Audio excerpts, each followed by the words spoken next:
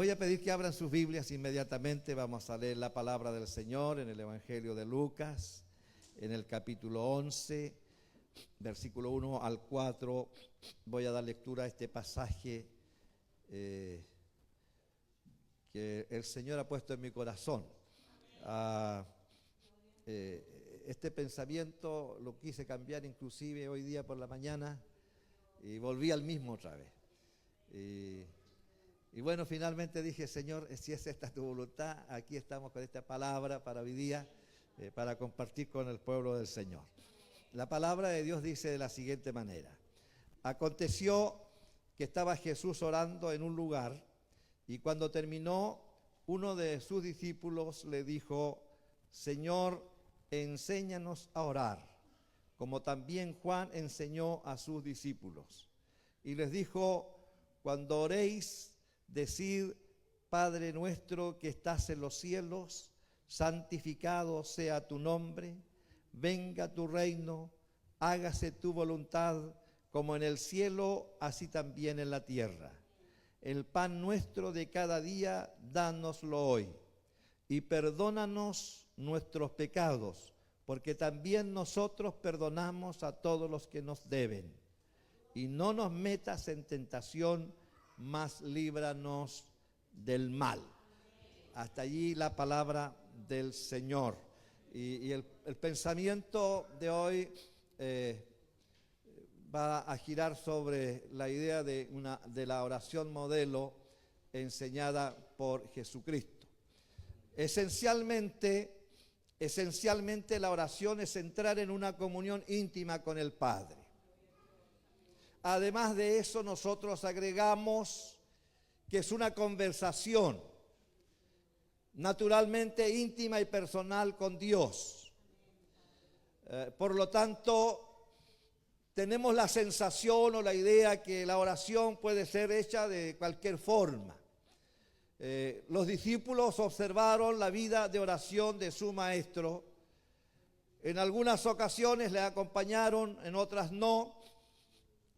Jesús se apartaba a solas a orar, como en esta ocasión en el pasaje que yo he leído. Y cuando regresan, y este es el asunto que me lleva a analizar esta oración. Cuando él regresa de su oración personal con Dios, entonces sus discípulos le dicen esto: Maestro, enséñanos a orar. Y luego agrega: así como Juan enseña también a sus discípulos. Es decir, me da la impresión a mí que, aunque la oración es una conversación personal, íntima con Dios, me da la idea que en esa época los maestros, los rabinos, los líderes de grupos religiosos se preocupaban de enseñar a orar. Y cuando los discípulos le dicen a Jesús: enséñanos a orar, Jesús no les rebatió. No les dijo: mire, esto es cosa personal de ustedes. Sino que en respuesta a esa petición, Él les dice: cuando oréis, decid. Y comienza a entregar esta oración modelo. Voy a ir aclarando algunas cosas. Ya se me están tupiendo todas las cosas en la mente de tantas cosas que quiero decir. Vamos a descartar inmediatamente la idea de que Jesús no tiene en ningún caso la intención de que los discípulos se aprendan de memoria esta oración que les enseña. Y que después la repitan de memoria y la transformen en un rezo sin sentido personal. Pero en esta oración modelo yo descubro que Jesús está enseñándoles que hay elementos. Aunque la oración es una conversación íntima, personal con Dios, en la oración hay elementos que deben estar incluidos en nuestras oraciones. Así es que no se trata entonces de que Jesús esté enseñando una oración que hay que aprenderse de memoria, sino que está diciéndoles a través de este modelo, ustedes orarán así. Estos son los elementos, en otras palabras, aquí a través de esta oración yo les voy a enseñar los elementos que debe tener la oración. Así es que yo voy a compartir con ustedes 6 elementos. En más o menos 2 horas y media. No.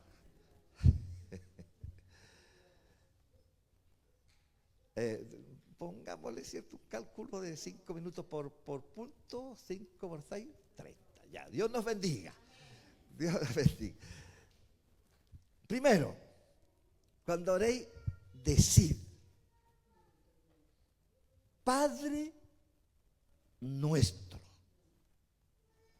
Primer elemento.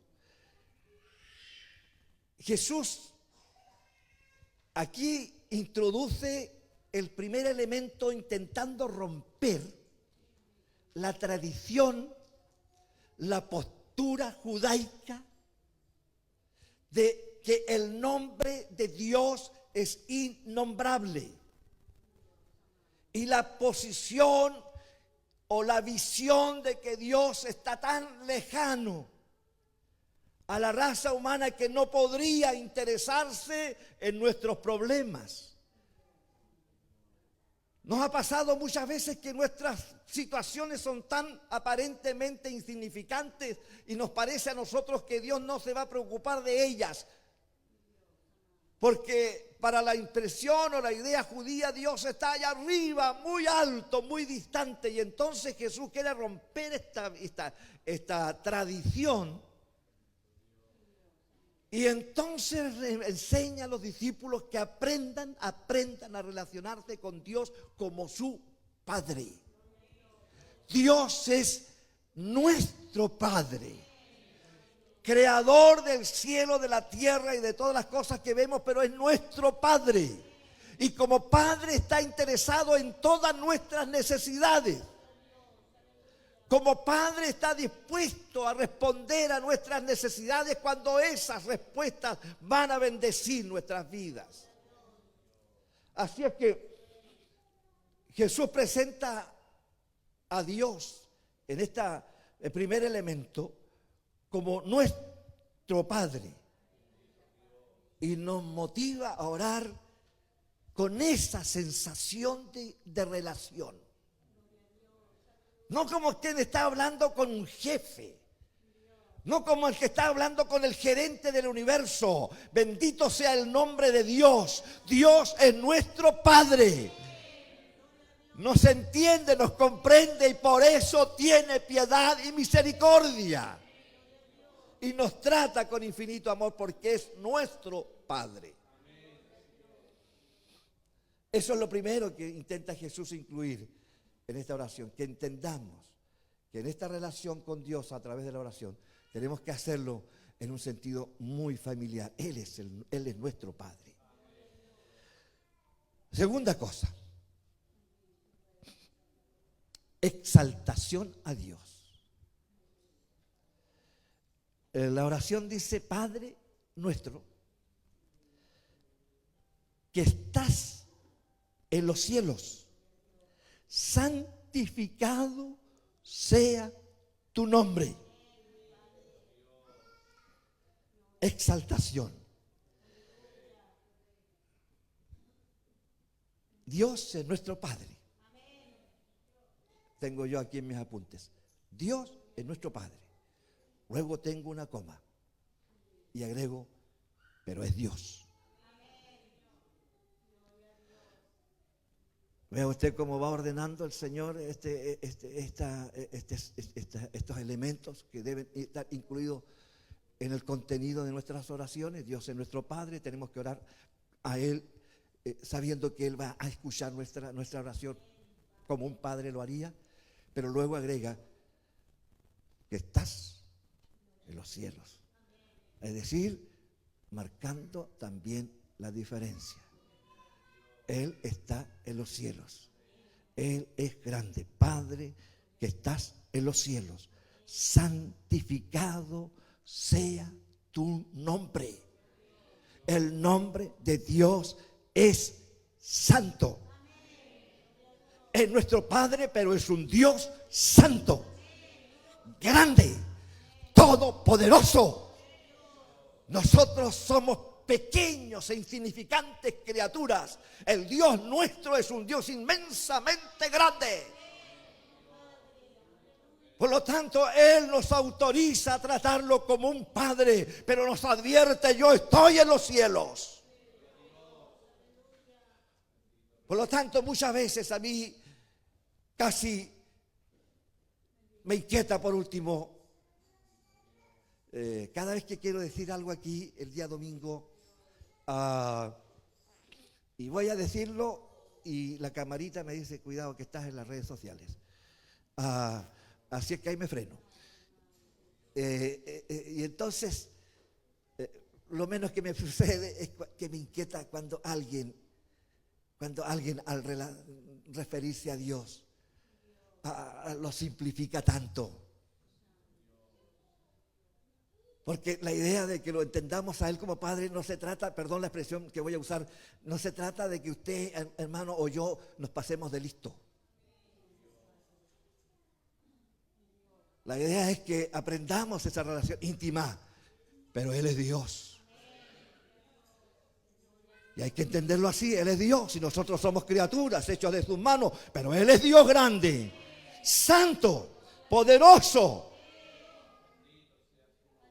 Y tenemos que mirarlo y caminar delante de Él con esa impresión: Él me ama como Padre, pero es grande.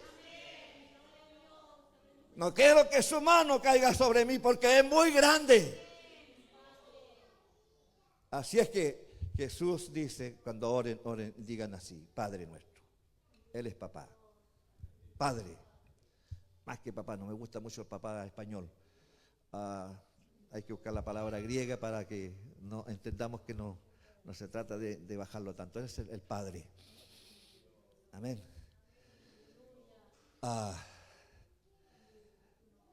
Que Dios nos bendiga. Él es nuestro Padre, pero es santo, es grande. Cuando usted ore, exalte a Dios. Exalte a Dios. Grande es tu nombre. Ese elemento tiene que estar ahí en la oración. Grande es tu nombre. Alabado sea el Señor. Lo tercero que debe ir en la oración es sujetarse a la voluntad de Dios. Venga tu reino y hágase tu voluntad, como en el cielo, así también en la tierra. Yo en el estudio que di sobre los ángeles, dije que una de las características de los ángeles es su obediencia. Y lo dije en una oportunidad también acá. Allá en el cielo ningún ángel, ningún arcángel, ningún querubín, ningún serafín, ningún ser celestial que está en los cielos, ninguno desobedece a Dios. En el cielo no hay desobediencia. Los ángeles son extremadamente obedientes a Dios. Por eso que Jesús dice en esta oración, cuando oren ustedes: Padre nuestro que estás en los cielos, santificado sea tu nombre, venga tu reino, hágase tu voluntad, así como se hace en el cielo, que se haga también aquí en la tierra. Así es que el tercer elemento de la oración es que cuando estemos orando, nos sujetemos a la voluntad de Dios. Que estemos dispuestos a entrar en los propósitos eternos que Dios tiene con nosotros. De tal manera que cuando oramos aprendamos a conocer que hay una voluntad suprema y esa es la voluntad de Dios. Y hermano querido, yo lo he dicho muchas veces, a nosotros hemos hablado tantas e infinitas veces que nuestro Dios es un Dios de amor, un Dios de misericordia, Un Dios que quiere lo mejor para nosotros, porque su voluntad es buena, es agradable y es perfecta. Pero que nos cuesta, cuando oramos, que nos cuesta decir, hágase tu voluntad. Me da la impresión de pronto, hermanos, que nos olvidamos que el Dios nuestro es un Dios de amor y le tenemos miedo a la voluntad de Dios. Si alguno está enfermo y oramos por él y decimos, Señor, oro según sea tu voluntad, entonces el enfermo dice, el obispo no tiene fe. El leproso llegó a los pies de Cristo implorando piedad y misericordia. Jesús, hijo de David, ten misericordia de nosotros. Y entonces el Señor le dijo, cuando llega a su presencia, el Señor, ¿qué quieres? ¿Qué quieres que te haga? Y él dijo, y el leproso le dice, si tú quieres, puedes limpiarme. Si tú quieres, si no, tendré que sufrir las consecuencias, pero si tú quieres, puedes limpiarme. Y Jesús dijo, quiero. Y puso las manos sobre el leproso y lo sanó. Hermano, debemos aprender a orar en la voluntad de Dios. Porque cuando caminamos y vivimos y actuamos conforme a la voluntad de Dios, nos va a ir bien. Porque la voluntad de Dios es buena. Él quiere lo mejor para nosotros, Él quiere lo mejor para sus hijos, Él quiere lo mejor para nuestras familias, Él quiere lo mejor a nuestros matrimonios, Él quiere que nos vaya bien en el trabajo, Él quiere que nos vaya bien en nuestra economía. Dios quiere lo mejor. Así es que hágase tu voluntad. El Señor mismo lo dijo en su oración en el Getsemaní. No se haga mi voluntad, sino la tuya. Debemos aprender a orar en la voluntad del Señor. Había un hermano que, bueno, vamos a decir pentecostal, ¿no? Para que sean de los nuestros, porque si hay aliancistas o aquí, de otra línea, no. Echémonos la culpa a nosotros los pentecostales, ¿no? Hay un hermano que le gustaba una niña de la iglesia. Ya está en edad digamos, de casarse. Entonces a él le gustaba una niña de la iglesia, una hermana de la iglesia, se llamaba Rosa. Pero él escuchaba, ¿cierto?, al pastor, siempre hay que orar conforme a la voluntad de Dios. Si usted quiere casarse, tiene que pedirle una esposa al Señor. Amén. Va. ¿Dónde están los jóvenes aquí? A ver si más ratito los voy a llamar a orar aquí, a ver si se hacen a orar conforme a la voluntad de Dios, ¿ya? Conforme a la voluntad de Dios. Y entonces el pastor siempre les enseñó que había que pedir una esposa conforme a la voluntad de Dios, porque en el fondo el pastor tenía toda la razón. Si el joven pide una esposa conforme a la voluntad de Dios, la esposa que le va a dar el Señor es esa esposa que le va a estar con usted toda la vida, porque es conforme a su voluntad. Así es que, pero a él le gustaba la Rosa.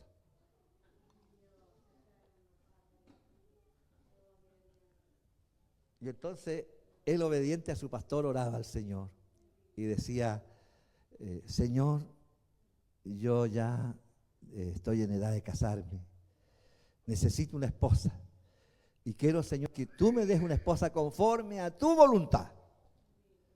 Y oraba fervientemente y al final de la oración decía, pero que sea la Rosa, Señor.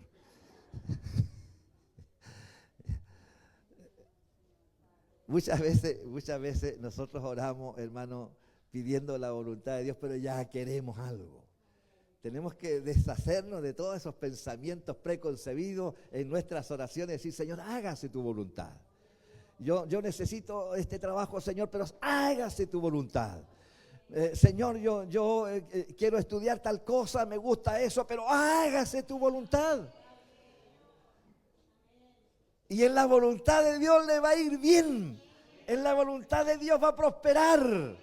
Dios va a bendecir lo que usted haga porque está en la voluntad de Dios.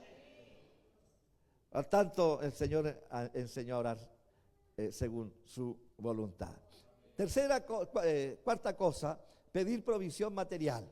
El pan nuestro de cada día, dánoslo hoy. Tenemos que atrevernos.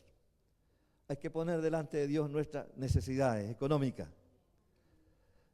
Algunos oran diciendo, Señor, tú sabes lo que necesito.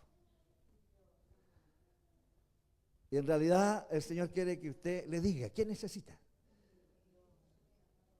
Pero nosotros nos conformamos, somos tímidos y decimos, Señor, tú sabes lo que necesito. No, yo necesito algo. Y pareciera yo que escucho al Señor decir, pero ¿qué es lo que necesitas? Aunque Dios es omnisciente, todo lo sabe. Y ayer en el estudio yo les decía, el Señor cuando lo tocó esta mujer del flujo de sangre, Él se detuvo y dijo, ¿quién me ha tocado? ¿Acaso Él no sabía que Él lo había tocado? Él sabía que Él lo había tocado. Y Pedro dice, pero la gente te aprieta, Señor. En fin, viene este razonamiento humano. Siempre nosotros le presentamos razonamientos humanos a los misterios de Dios. Entonces, pero el Señor insiste, yo sé que alguien me ha tocado porque ha salido virtud de mí. Gloria al Señor. Así es que, y finalmente la mujer se descubre y dice, yo fui quien te toqué y contó toda la verdad. Pero Dios sabía que ella le había tocado. Escuchó su relato, aunque el Señor sabía cuál era su condición. Pero al Señor le agrada que usted le diga qué es lo que usted necesita. Sea específico, por eso esta relación de Cristo con los enfermos. ¿Qué quiere? Que reciba la vista. ¿Qué quiere? Que sane de la lepra. ¿Qué es lo que quieres? El Señor sabe lo que necesitamos. Eso está como básico, hermano. Por lo tanto, la oración es demasiado básica cuando usted dice, Señor, usted sabe lo que necesito. No, yo necesito trabajo, Señor. Y el Señor entonces va a responder de acuerdo a esa necesidad. Yo necesito que me vaya bien en este examen, Señor. Tengo un examen de matemáticas y me complica la raíz cuadrada. No la sé manejar bien. Ayúdame a entender cómo se resuelve la raíz cuadrada de un número. Y Dios le da la inteligencia. Lo material es parte de nuestra existencia. Y Dios lo sabe. Y lo que es mejor, Dios quiere suplir esas necesidades. Por eso que Jesús les enseña a sus discípulos a pedir el pan nuestro de cada día.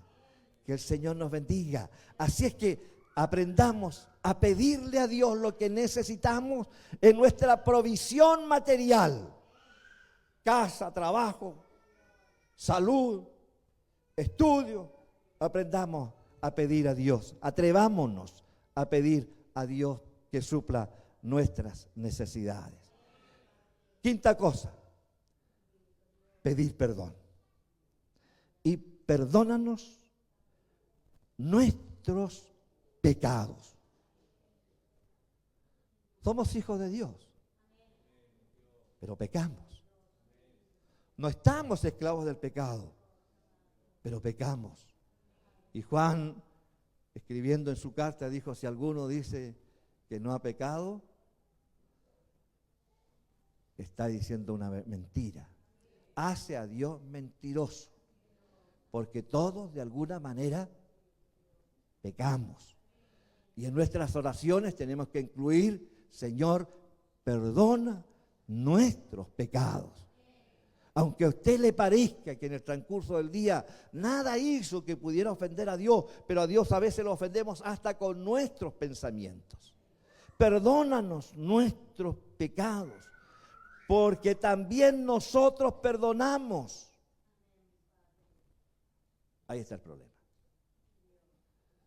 Tenemos que atrevernos a pedir perdón, porque pecamos, porque ofendemos a Dios. Pero fíjese que aquí hay una especie de trueque en esta oración. Y cuando en el trueque es injusto, las cosas no funcionan. Aquí la oración es: perdónanos. ¿Por qué? Porque nosotros también perdonamos. Ese es el trueque. Estoy pidiendo perdón, pero estoy diciéndole a Dios: yo me atrevo a pedirte perdón porque yo perdono. Ahora, hermanos, ese es el problema en esta parte de la oración. Si yo estoy pidiendo perdón a Dios y no perdono, estoy fallando yo en esa parte de la oración. Y me viene a la memoria esa parábola, ¿cierto?, del deudor que le debía alrededor de 20,000 millones de pesos a su patrón, y el patrón tuvo misericordia, lo perdonó y se encontró con un colega, y el colega le debía, según mis cálculos matemáticos, alrededor de 14, 15 mil pesos, y no le perdonó los 14, los 15 mil pesos, lo metió a la cárcel. Lo llama después el patrón y le dice: siervo malo, no te perdoné yo esa tremenda deuda, y tú no fuiste capaz de perdonar ese poco a tu consiervo, por lo tanto ahora pagarás todo. Te echaré a la cárcel y allí estarás hasta que te pagues la última moneda. Es tremendo esto, hermano. Este trueque que está aquí en esta oración es tremendamente serio. Perdónanos porque nosotros perdonamos. Por lo tanto, para que esta parte de la oración funcione y usted y yo seamos perdonados, yo tengo que perdonar. Si yo perdono, entonces podré decirle a Dios: perdóname porque yo también perdono. Muchas de nuestras oraciones no tienen mayor efecto, hermanos, porque fallamos en esa área. Por lo tanto, si usted tiene algo contra su hermano, dice la palabra: anda, perdónale. Es que él me ofendió, perdónalo tú. Tú ganas. Que el Señor nos bendiga. Alabado sea Dios. Así es que el Señor nos enseña a pedir perdón. Él está formando un pueblo, una iglesia santa. Y por lo tanto tenemos que aprender a pedir perdón a Dios. Sexto y último: pedir protección espiritual. Y no nos metas en tentación, mas líbranos del mal.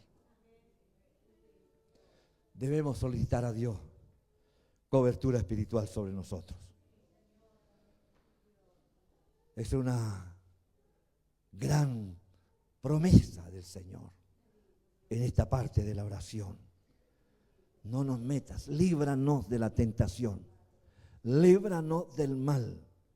El salmista decía: pues a sus ángeles mandará acerca de ti, que te guarden en todos tus caminos. Tenemos que aprender a pedir la protección de Dios. Señor, líbranos del mal, líbranos de la tentación. Es algo que usted tiene que incluir. Yo siempre les he dicho acá, una de las partes que siempre incluyo en mis oraciones es decirle al Señor: Señor, líbrame de toda tentación. Guárdame del maligno. Tenemos un enemigo extremadamente poderoso y que nos odia en extremo y que está buscando sacarnos del cuerpo de Cristo, que está buscando la forma de sacarnos de la iglesia, de dejarnos afuera, a lo mejor sin ser malos ni viciosos, pero fuera del reino. A Satanás le interesa sacarte del reino. Por eso es que tenemos que tener cuidado y decirle: Señor, líbrame del maligno. Guárdame, protégeme. El maligno intentará muchas formas de sacarte del reino. Y hay muchos que quedan cerca del reino, que son buenas personas, buenos chatos. No le hacen mal a nadie. Pero no están en el reino. Satanás se encargó de alguna forma sutil de sacarlos del reino, dejarlos afuera para que no se sientan tan mal afuerita, nomás cerquita del reino. Pero estás perdido. Entonces en la oración tenemos que pedirle al Señor: líbranos del mal. El mal está ahí, presente. No importa que usted lleve 50 años en el Evangelio. No importa que lleve 60 años en el Evangelio. Satanás siempre va a intentar sacarte del reino.